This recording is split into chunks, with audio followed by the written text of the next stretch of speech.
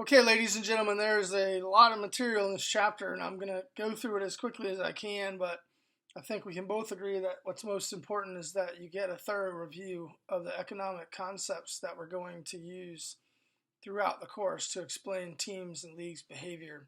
Hang with me. If you get tired, take a break. So we're going to talk in this chapter about supply and demand a little bit more in depth and show some examples.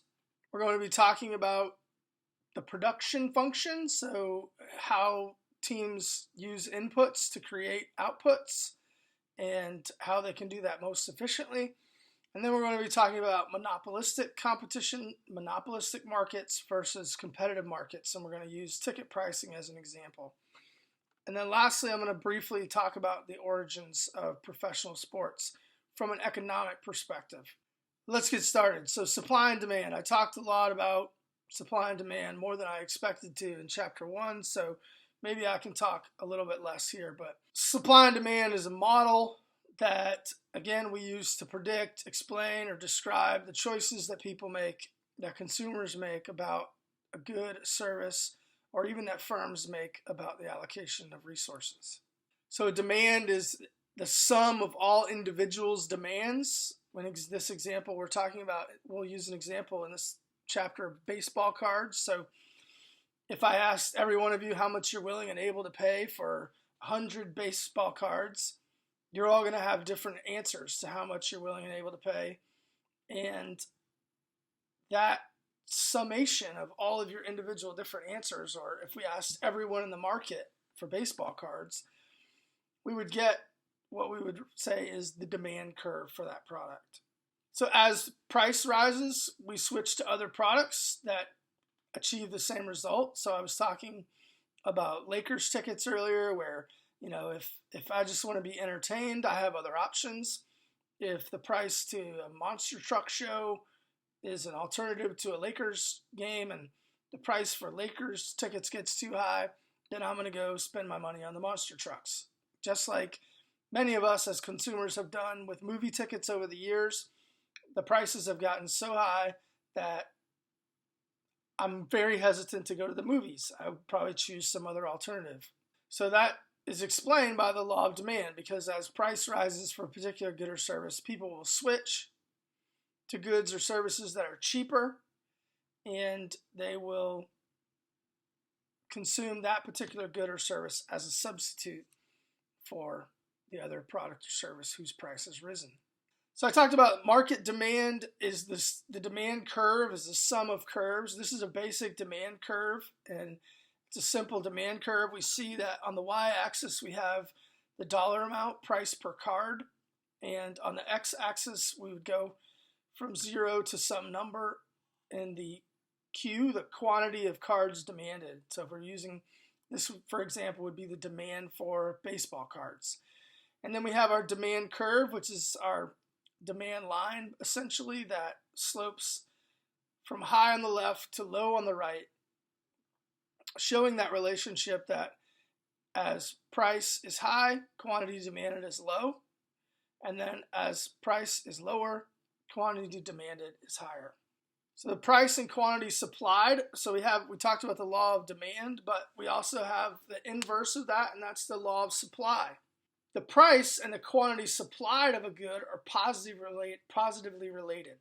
And that's because producers, people who make the products, so for example, baseball card manufacturers, people who make baseball cards, I don't even know the brands anymore. Sorry, I haven't bought baseball cards lately, but I'm sure you haven't either. And this is because people that supply the product, the good or the service, so for example, people who supply baseball cards, they see high price as a reward for the activity. Whereas consumers, they see it as a negative. So high price is negative for consumers, but is positive for producers. So as the price of a good or service increases, so does the supply of that good or service. So if we look at an example like baseball cards, so if the price of baseball cards is high, suddenly baseball cards, for example, become all the rage and everybody wants to trade baseball cards again. more and more people are going to want to sell their cards. More and more people are going to want to get in the business of producing baseball cards. And again, this is because buyers view price as a sacrifice, and sellers or producers, they see price as a reward. High price is a reward for producers, and high price is a sacrifice for consumers. So higher prices will encourage sellers to offer more cards for sale. And then also, as I said, people who already have a collection of cards, they're going to be more likely to offer their cards for sale because now, for whatever reason, let's say people's tastes and preferences, the demand for baseball cards is increased, and therefore suppliers can demand a high price. So that's the law of supply, law of demand, and the law of supply. Again, the market supply curve is just like the market demand curve. It's the sum of all the individual supply curves. So in this scenario, if baseball cards became a must-have for every kid and every kid wanted to collect baseball cards again, how many cards producers or suppliers are willing and able to sell at a given price? When we ask them all, or if we know all of their willing and able to produce or offer for sale, if we sum all those up, we get the market supply curve.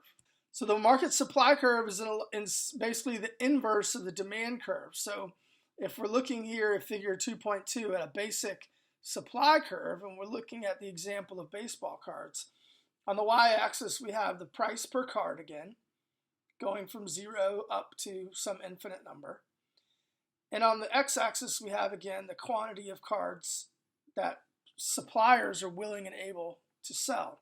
So on the x-axis, we're going from 0 quantity to some infinite quantity. And we have there just an example of the sum of all supply curves, individual supply curves that result in the market supply curve. So our supply curve is basically just a line that is starting low in the left and sloping upward and higher towards the right, and that is our supply curve. Just showing that at a higher price, sellers will be willing and able to supply a higher quantity of cards. So we have the idea of equilibrium, and equilibrium is basically where those two curves, the demand curve and the supply curve, intersect. So where the supply curve and the demand curve cross, we get an equilibrium price, or market equilibrium. If the price of a good or service is above the equilibrium point, then we have excess supply, too many people offering baseball cards for sale, then people are willing and able to buy. And if the price of a baseball card, for example, is below the equilibrium price, then there's excess demand, or there's a shortage of baseball cards. You can't find them when you want to buy them. And we'll look at an example of this here in figure 2.3. So figure 2.3a over here, figure 2.3a is showing the idea of excess supply. And again, you have your figure with price per card on the y-axis, quantity of cards demanded on the x-axis. And in this figure, you're seeing an overlay of both the demand curve and the supply curve. So we have the demand curve sloping high on the left and lower towards the right. And then we have the supply curve starting lower on the left and sloping up high on the right. And then looking at this graph, so we have our market demand curve and our market supply curve. And right where those two intersect, we have an E. And that E is the equilibrium price. We go over to the left from that intersection, and whatever that number would be there, noted by PE, which basically is price equilibrium, that number would be the equilibrium price for that product. It would be the equilibrium price for baseball cards. Going back to the intersection of the supply and demand curve, when we go down from the equilibrium, that intersection point, we get quantity E. Quantity E is the equilibrium quantity. That is the quantity of cards that sellers would be willing and able to sell at a given price. So, for example, let's say that price E was $10 and quantity E was 100,000. This is what we would call market equilibrium. And market equilibrium would tell us that 100,000 baseball cards need to be produced and they're going to be sold. All of them are going to be sold at $10. and they're all going to be sold. How do we know they're all going to be sold? Well, because that's the equilibrium demand. How do we know they're all going to be produced and offered for sale? Because that's the equilibrium quantity. And the sellers are willing to sell at that price, and the buyers are willing to buy at that price. Continuing here in figure 2.3a, we have, if you go above equilibrium price and you set a price at pH, which is essentially a high price, let's say that's $15. Well, $15, we're going to go over there straight across to where $15 intersects with our supply curve. And we're going to see that basically, yes, look at that. Sellers are going to be willing and able, or sellers are going to want to offer a lot more cards. Let's say at $15, we go down and get our quantity supplied. Well, now, QS, quantity supplied, sellers are going to be willing to, let's say, sell 150,000 cards at that new high price. Well, what's the problem with that? Well, if we look at the demand curve, where does $150,000 QS, quantity supplied at the high price, go up to our demand curve? And we can see that, oh man, if we look at QD, the quantity demanded at that new high price, well, okay, quantity supplied by producers is going to be $150 at that new $15 price, pH. pH is $15. QS, quantity supplied, is going to be 150,000 cards. But then at $15 pH, the high price, we go down on our demand curve to get the quantity that consumers are going to demand at that new high price, $15. Well, look at that. Let's say QD, quantity demanded at this high price, is 50,000 cards. Well, here we have a problem when we set a price that is above the equilibrium price. What's the problem? Sellers are willing to produce 150,000 cards at $15, but buyers, consumers, are only willing to buy 50,000 cards at that new high price. We've created a situation in which there will be an excess of supply. And we could say that excess of supply in this example that I just made up is 100,000 cards. This is the problem when in a competitive market, when price is set above equilibrium. Sellers want to sell more and produce more at that price, but consumers are willing to buy less and consume less at that price. Creates an excess supply. We have the opposite situation going on over here in figure 2.3b. In 2.3b, we still have our price per card on the y-axis. We have our quantity of cards demanded on the x-axis. We have our demand curve sloping down and rightward, and we have our supply curve sloping up from left to right. And we have, again, our equilibrium price, where those two curves intersect. Equilibrium price, okay, PE, price equilibrium, let's say that's $10. QE, quantity equilibrium, let's say that's $100,000. And now, for whatever reason, the price of baseball cards is set at $5. PL, price low. So on the left there, below price equilibrium, PE, we have another option, PL, price low. So if we go over on the supply curve, where the supply curve intersects with the $5 price, PL, we see that sellers are only willing and able to sell and produce, let's say, 50,000 cards at that price. So at that price, sellers are only willing and able to sell 50,000 cards, where PL meets the quantity supplied at that new PL, price low point on the supply curve. We go down and we get our supply. 5,000 or 50,000 cards, let's say. Well, at that low price, we follow PL over till it intersects with the demand curve and go down to the quantity of cards demanded. We see that, oh my gosh, QD, quantity demanded. Well, let's say in this example, that new QD is 150,000 cards.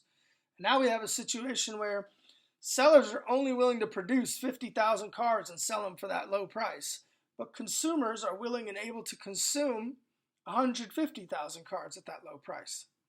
Well, that's a problem. What's the problem? excess demand. Consumers are willing and able to buy at that price 100,000 more cars than producers are willing and able to offer for sale. That's what happens when we have a price that is priced below the equilibrium price. And this is just an example to show you how markets operate to compensate for changes in supply, changes in demand, and then how markets respond. I was talking in chapter 1 about the pencil. Well, if you think, I was talking about a highly competitive market with many consumers and many producers. And that pencil, why is it the same price? Because there's an equilibrium price. There's an equilibrium price that everyone is selling their pencils for. Okay? Why is that the price? Well, because that's the highest price that they can sell all the pencils that they want to produce. Okay? So there's an equilibrium in the pencil market. And this would be an example of, if someone offered pencils at a higher price, well, they don't have any market power most likely, and they would basically have a lot of extra pencils that they couldn't sell. And if someone offered their pencils at a really low price, well, someone would buy up all their pencils, and they wouldn't have enough stock because they wouldn't be willing and able to produce more at that low price because it's below the equilibrium price. All right, so you definitely need to be familiar here with factors that shift demand and factors that shift supply. And I talked about this, so I'm going to go through it kind of quickly here because I did talk about it more than I wanted to in chapter 1. Consumer income, people make more money.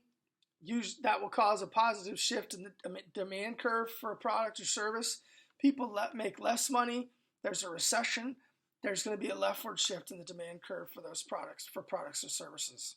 The prices of other related goods, so goods that are substitutes, like if movie tickets are a substitute for ball game tickets, if beers are complementary goods for going to a game or watching a game, the prices of these substitute goods or complementary goods can also cause shifts in demand.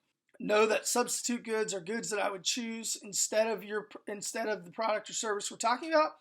And complementary goods are goods that are normally consumed alongside or at the same time as the good or service. Consumers' taste. So for some reason, something happens that changes consumers' tastes. Let's say that, a team gets really bad and stays really bad for a long time. Somehow, let's say like the Cleveland Browns. I'm surprised I'm sure actually that demand for Browns tickets has gone down over the years. Take, for example, the Jacksonville Jaguars. They had horrible attendance and horrible ticket sales for a number of years. And then last year they made the playoffs. Well, that's going to change consumer taste. This year, they're telling everyone they're going to win the Super Bowl. Well, that's going to cause a shift in the demand curve. And when we say there's a shift, if it decreases demand, it's a leftward shift. The whole curve moves left. And if it increases demand, it's a rightward shift. The whole demand curve shifts rightward. And the number of consumers in the market and expectations of consumers. If consumers in Jacksonville really believe that they have a shot to win the Super Bowl, that may cause a positive shift or rightward shift in the demand curve for Jacksonville Jaguars tickets. Some factors that shift supply. So if there's changes in price of inputs, simple example, if we go back to the pencil and we say that suddenly there's a huge cost increase in the cost of rubber. We need rubber as an input to make a pencil. If the price of that rubber goes way up, then the supply of pencils that I'm willing and able to supply is going to go down because I can't charge more for my pencil because there's an equilibrium price.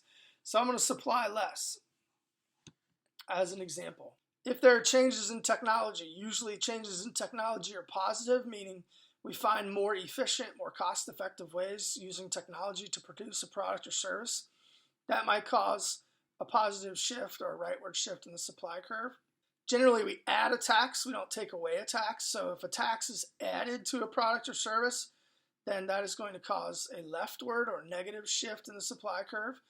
And we'll look at an example of that in a second. If for some reason a tax was taken away, it could potentially cause a rightward shift in the supply curve.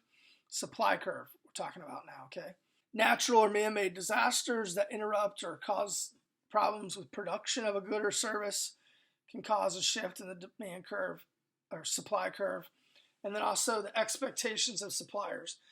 If a supplier expects that their product is likely to be sold at a high price, they might produce more of it.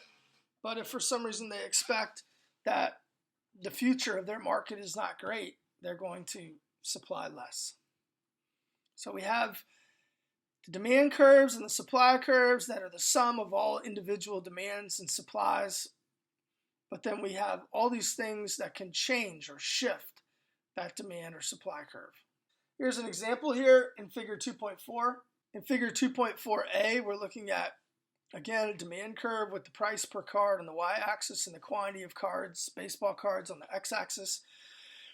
We have our typical supply curve sloping from left to right upward, and then we have in the middle, I want you to look at DO. DO is let's say the normal demand for that product. DO is sloping from high to low, left to right. DO intersects with the supply curve. But then we're looking at things that shift on this figure. We're looking at things that shift the demand curve. So the first thing we're looking at here in figure 2.4a is if there are increases in income.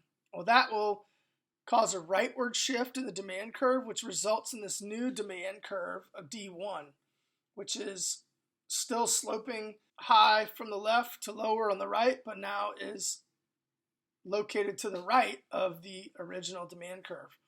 And this shows you that basically, you can see that as income increases, this new demand curve would result in people being willing and able to pay more for the same quantity of baseball cards, for example. If there's, in figure 2.4a, we're looking at also a decrease in price of a substitute good. So let's say that comic book prices go really far down and people say, oh, I collect comic books instead. And because they choose that substitute good, you're going to see a leftward shift of the demand curve to this new demand curve here, D2. D2 represents the new resulting demand if there was a decrease in price of that substitute good.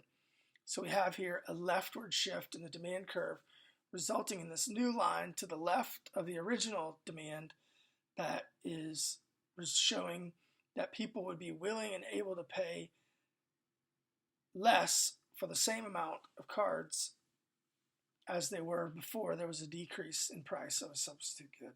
2.4b, figure 2.4b is showing us changes in the supply curve.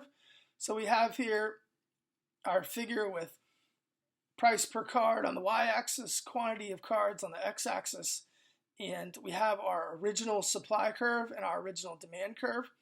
Our original supply curve sloping upward from left to right, and our original demand curve sloping downward from left to right. We see where they intersect.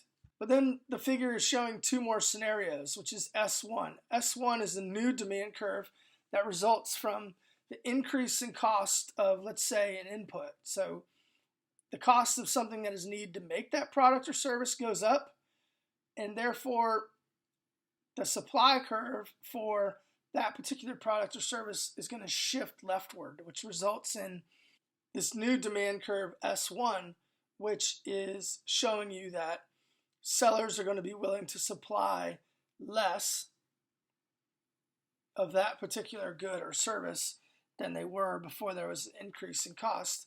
They're going to be willing and able to supply less of that product or service, and it will have to be at a higher price.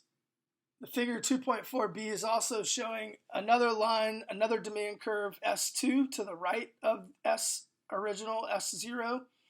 And this is showing that there was a rightward shift in the demand curve, in the supply curve, that was caused by an improvement in technology. So there was some improvement in technology that made it cheaper or more efficient for sellers to produce this particular good or service.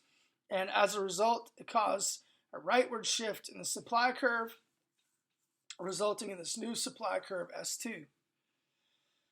Well, this new supply curve, of course, is showing us that because of this improvement in technology, we have a rightward shift in the supply curve, and sellers are now willing and able to supply more of a given quantity of a product or service, for example, baseball cards, and they're willing and able to supply that increased quantity at a lower price. Factors that shift demand, shift supply, and you need to be really familiar here with the idea of this rightward or positive shift or this leftward or negative shift.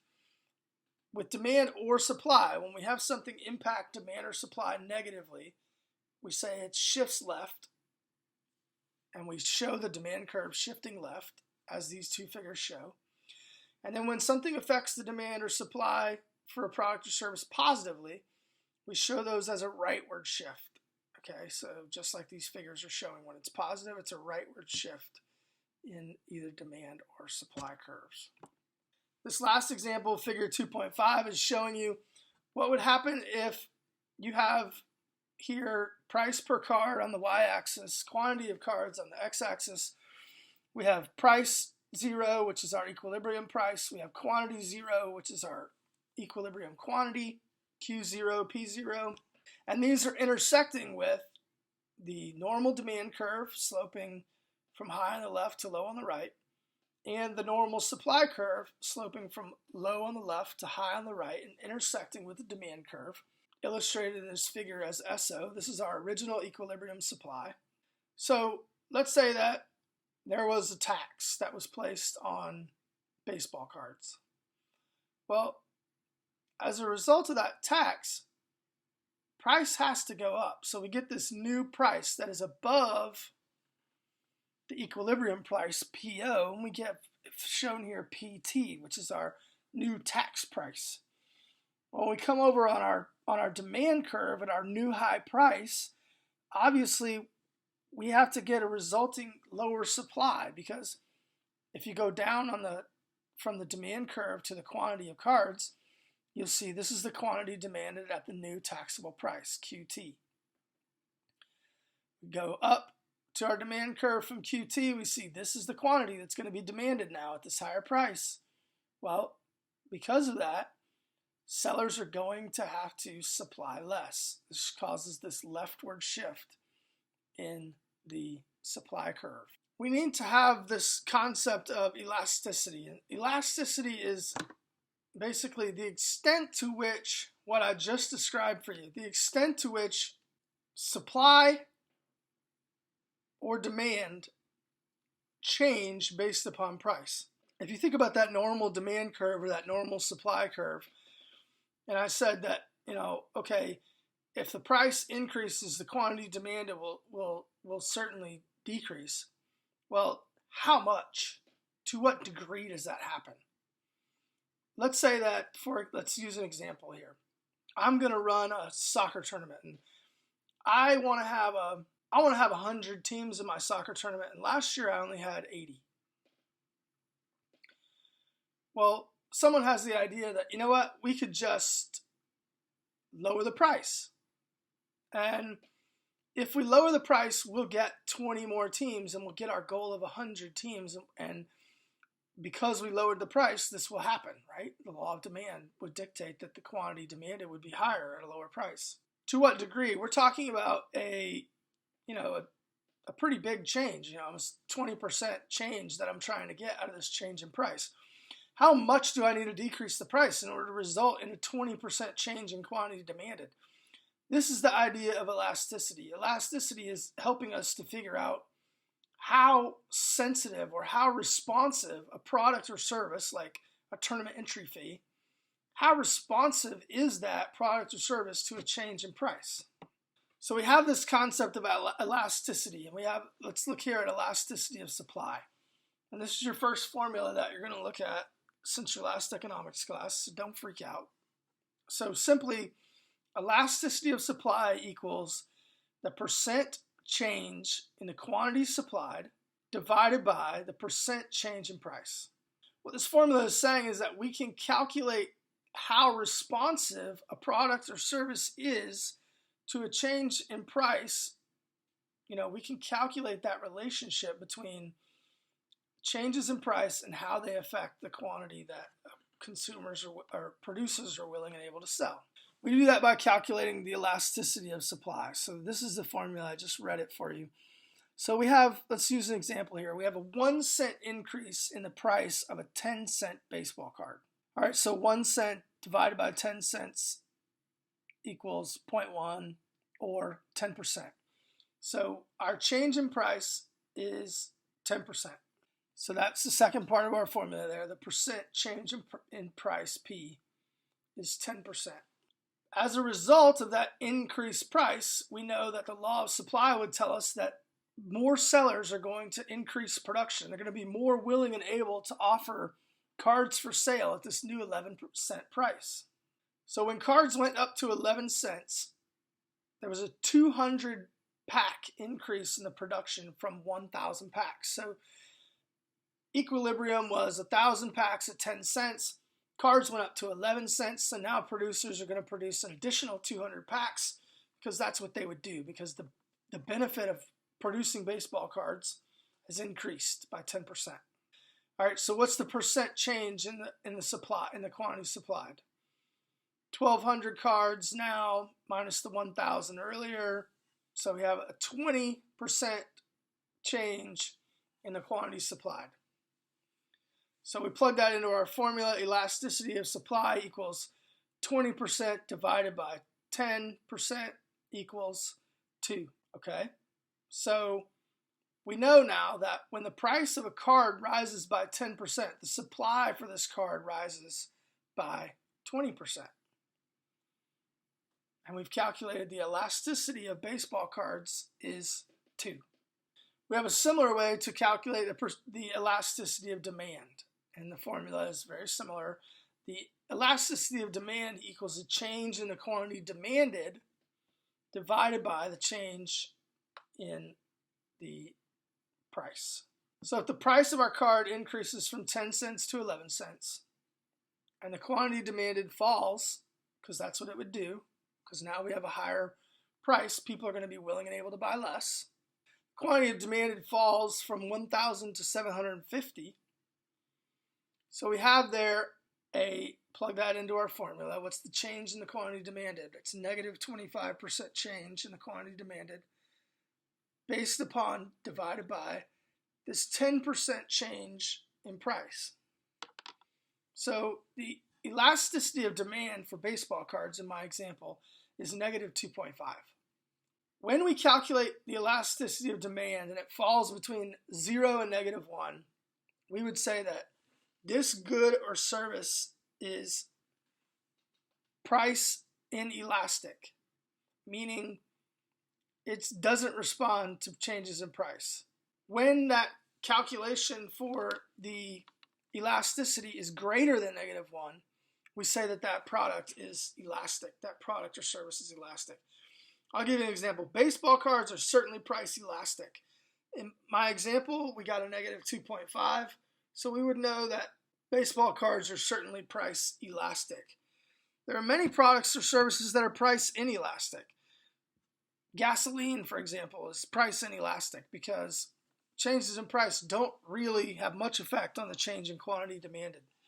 And there are other services like medical services, healthcare services, where you have to have them. And as a result, if you calculated the elasticity of demand for those types of products or services, you're going to get something between 0 and negative 1, showing you that product or service is price inelastic. It does not respond. It does not follow the law of demand in terms of changing quantity demanded relative to change in price. Let's look at an example. So why is a Mickey Mantle card more expensive or worth more than a Hank Aaron card? They're both baseball cards. They're both Hall of Fame players. We have to make assumptions here to test our model. So we assume that the supply of both cards is the same. So the same number of Mickey Mantle cards exist as Hank Aaron cards. The demand for a Mickey Mantle card is higher because of 3 things: income, number of consumers, and consumer tastes. Figure 2.7 here is showing us that we have our typical graph here with price per card on the y-axis and quantity of cards demanded on the x-axis, and we just have QS here, quantity supplied, as a straight line going from the x-axis infinitely up straight And that is showing us just basically that there is a fixed number of Hank Aaron and Mickey Mantle cards. This is just showing our assumption that the supply is equal and that it is fixed. So why are Mickey Mantle cards more valuable? One, we would say there's a larger number of consumers for Mantle cards. Why is that? Well, if we assume that people prefer players in their hometowns, from their hometowns, and we know that Mickey Mantle spent his career in New York, which is the largest baseball market, and Hank Aaron spent his baseball career in Milwaukee and Atlanta, which are small markets, we would say that the price of Mantle cards is higher because there are more consumers that would want to buy them. We could also say that consumers in New York have higher incomes than consumers in Milwaukee or Atlanta, and therefore that would also explain a higher demand, ergo a higher price for Mickey Mantle cards. Consumer tastes and preferences. Unfortunately, one possible explanation is that there are a lot of consumers that might prefer Mickey Mantle, who was a white player, over Hank Aaron, who was an African-American player. And for that reason, we may have a higher demand for Mickey Mantle cards than for Hank Aaron cards. If we look at this example, we have here, let's say we have our figure with our price per card on the y-axis and our quantity of cards on the x-axis. This is showing that straight up supply fixed at 50 cards. So there are 50 cards. There are only 50 cards, no more, no less. And we have our market demand curve here that is set at $250. And this is just showing you that we have a guy here with his own demand curve, Roy, who's falls at $28, 28 cards at $250. We have another guy, Ray, who would buy 22 cards at $250. And we have a market demand of saying that, all 50 cards should be sold for $250. There are 50 Hank Aaron cards in figure 2.9b. There are 50 cards, and the demand for those cards, the demand curve crosses that finite straight up supply curve at $250. However, if we look at figure 2.9a, we have our price per card on the y-axis and our quantity of cards on the x-axis. Our straight up supply of Mickey Mantle cards is also 50 cards.